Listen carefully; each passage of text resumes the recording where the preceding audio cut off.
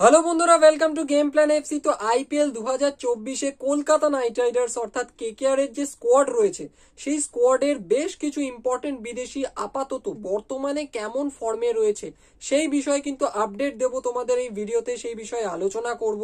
তো ভিডিওটা বেশ ইন্টারেস্টিং হতে চলেছে, ভিডিওটা স্কিপ না করে একেবারে শেষ পর্যন্ত দেখো। মেন টপিকে যাব, তবে তার আগে যেটা রোজ বলে থাকি, যারা চ্যানেলে নতুন এখনো চ্যানেলটাকে সাবস্ক্রাইব করোনি, চ্যানেলটাকে সাবস্ক্রাইব করে পাশে থাকা বেল আইকনটাকে অন করে দিও। তো তোমরা সবাই জানো যে আইপিএল 2024 শুরু হতে কিন্তু আর মোটামুটি 1.5 মাস মতো বাকি রয়েছে, এবং এই সময় কিন্তু আইপিএল এর প্রত্যেকটা দলের বিদেশি প্লেয়াররা এবং দেশি প্লেয়াররা, ইন্ডিয়ান প্লেয়াররা কিন্তু বিভিন্ন লিগে বিভিন্ন ট্রফির ম্যাচে কিন্তু খেলতে ব্যস্ত। এবং সেরকমই কিন্তু কলকাতা নাইট রাইডার্সের বিদেশি প্লেয়াররাও বিভিন্ন জায়গায় খেলছেন, বিভিন্ন লিগে খেলছেন। প্রথম যার কথা বলবো তার কথা অবশ্যই তোমরা সবাই জানতে খুব এক্সাইটেড, আন্দ্রে রাসেল। হ্যাঁ বন্ধুরা, আন্দ্রে রাসেল কিন্তু এখন দুর্দান্ত ফর্মে রয়েছেন।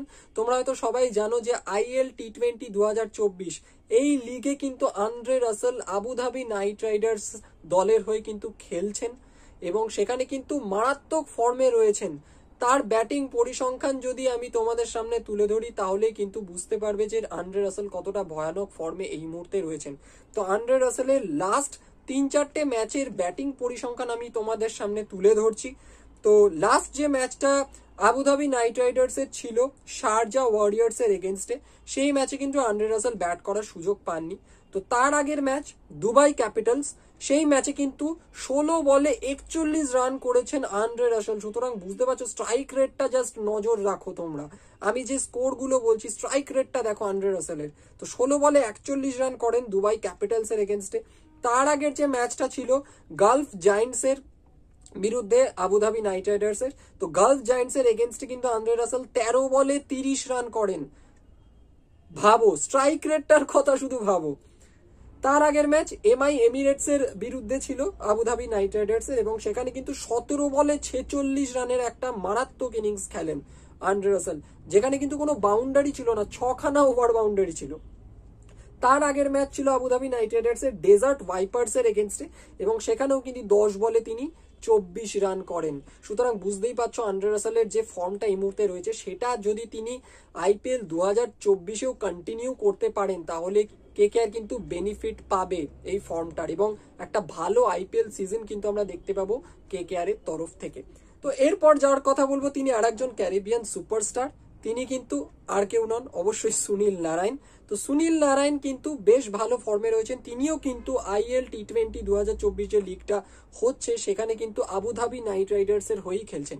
সেখানে যে তিনি খুব বেশি উইকেট পাচ্ছেন তা কিন্তু নয়, বাট তার ইকোনমি কিন্তু যথেষ্ট কম, এবং বিগত 2-3 বছর ধরে আমরা দেখছি সুনীল নারায়ণকে, তিনি প্রচুর উইকেট পাচ্ছেন যে সেরকম কিন্তু নয়, বাট তার ইকোনমি কিন্তু বেশ কম থাকছে।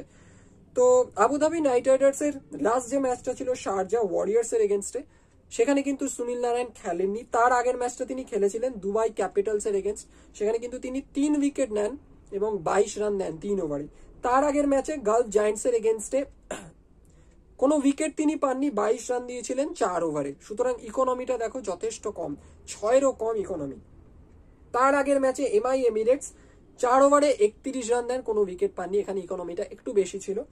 এবং তার আগের ম্যাচে ডেজার্ট ভাইপার্স এর এগেনস্টে 4 ওভারে 23 রান দিয়ে একটি উইকেট তিনি পেয়েছিলেন। সুতরাং বুঝতেই পারছো সুনীল নারায়ণ কিন্তু উইকেট খুব একটা বেশি পাচ্ছেন না, বাট ইকোনমি কিন্তু তার কমই রয়েছে। এরপর যে প্লেয়ারটার কথা বলবো তার নাম কিন্তু শারফেন রাদারফোর্ড। তোমরা সবাই জানো আইপিএল 2024-এ কেকেআর এর যে স্কোয়াড রয়েছে সেখানে কিন্তু শারফেন রাদারফোর্ডও রয়েছেন।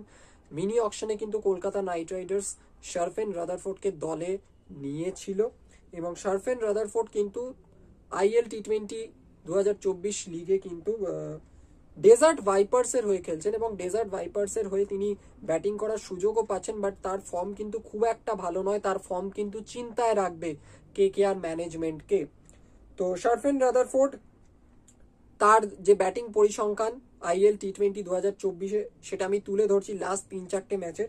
তো এমআই এমিরেটস এর বিরুদ্ধে ডেজার্ট ভাইপার্স লাস্ট ম্যাচ খেলেছিল, সেখানে কিন্তু ডেজার্ট ভাইপার্স এর হয়ে এমআই এমিরেটস এর এগেনস্টে তিনি 14 বলে 18 রান করেন। তার আগের ম্যাচে গালফ জায়ান্টস, তাদের এগেনস্টে কিন্তু তিনি ব্যাট করার সুযোগ পাননি। তার আগের ম্যাচে দুবাই ক্যাপিটালস এর এগেনস্টে কিন্তু তিনি 0 রানেই আউট হয়ে যান 5 বল খেলে। তার আগের ম্যাচে এমিরেটস এর এগেনস্টে কিন্তু শারফেন রাদারফোর্ড 22 বলে 35 রান করেন।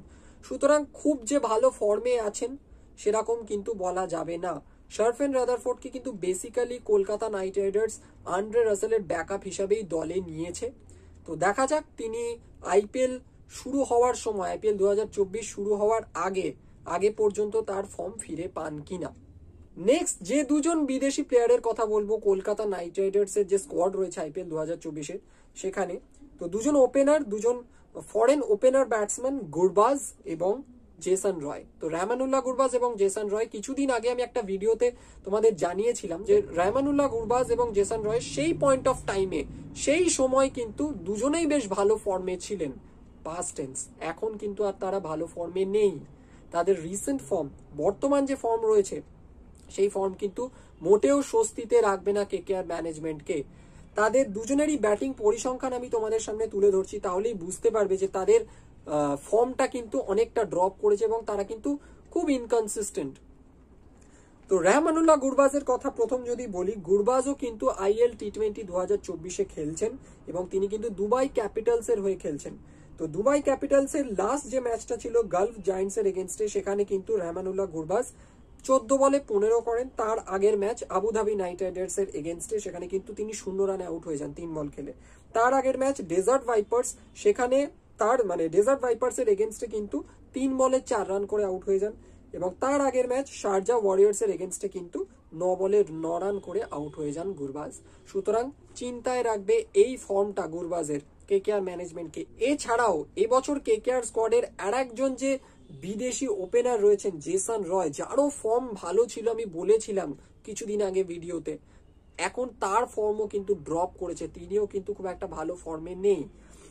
তো জেসন রয়, তোমরা হয়তো অনেকেই জানো এসএ টি20 যে লিগটা চলছে 2024, সেখানে কিন্তু জেসন রয় পার্ল রয়্যালস এর হয়ে খেলছেন।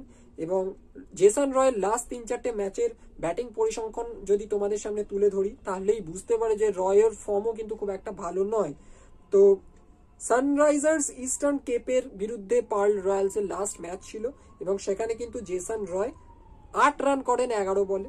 তার আগের ম্যাচটাও কিন্তু সানরাইজার্স ইস্টার্ন কেপের বিরুদ্ধে পার্ল রয়্যালস খেলেছিল এবং সেখানে কিন্তু 23 বলে 32 রান করেন। তো এই ম্যাচটাই খুব একটা খারাপ কিছু বলবো না, ভালোই ব্যাট করেছেন। তার আগের ম্যাচটা ডারবান সুপার জায়ান্টস এর এগেনস্টে কিন্তু পার্ল রয়্যালস এর হয়ে জেসন রয় 7 বলে 14 করেন এবং তার আগের ম্যাচটা সেটাও কিন্তু ডারবান সুপার জায়ান্টস এর এগেনস্টেই ছিল পার্ল রয়্যালস এর, এবং সেখানে কিন্তু তিনি 10 বলে 12 রান করেন। তো এই দুজন ওপেনার ফরেন ব্যাটসম্যান যারা কেকেআর এর এবছরের যে আইপিএল রয়েছে সেই স্কোয়াডে রয়েছেন, তাদের ফর্ম কিন্তু রীতিমতো চিন্তায় রাখবে কেকেআর ম্যানেজমেন্টকে। এবং দেখা যাক এই দুজনের মধ্যে কোন বিদেশি প্লেয়ারকে কেকেআর প্লেইং 11-এ, স্টার্টিং 11-এ খেলায়, সেদিকে কিন্তু আমাদের নজর রাখতে হবে আইপিএল 2024 শুরু হলে। তো কেকেআর এর বেস্ট প্লেইং 11 কি হতে পারে আমার মতে, সেই নিয়ে কিন্তু আমি একটা ভিডিও কিছুদিন আগে করেছি। তো যারা ভিডিওটা এখনো দেখোনি অবশ্যই ভিডিওটা দেখে এসো, আমি এন্ড স্ক্রিনে বা আই বাটনে কিন্তু ভিডিওটা দিয়ে দেব, অবশ্যই কিন্তু ভিডিওটা দেখো।